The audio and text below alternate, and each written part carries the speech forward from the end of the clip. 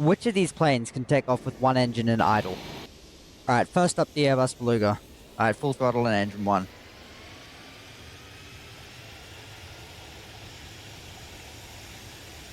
So after driving around the airport, I did manage to get off the ground, but it crashed soon after.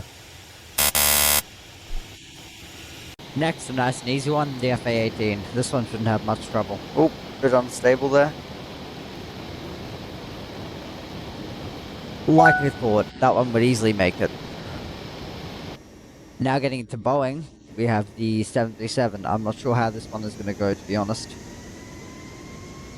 Does not like this. Oh, okay. If anyone has any idea why they keep turning, please comment. I swear to God, if any of you say unbalanced thrust. So after driving it around for a while, it peaked at around 90 knots, so it wasn't able to lift off.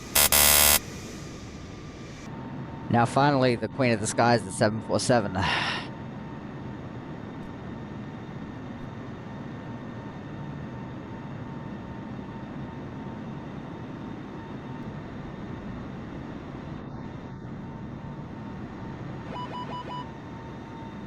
A bit rough and a bit dangerous, but it does manage to get off the ground.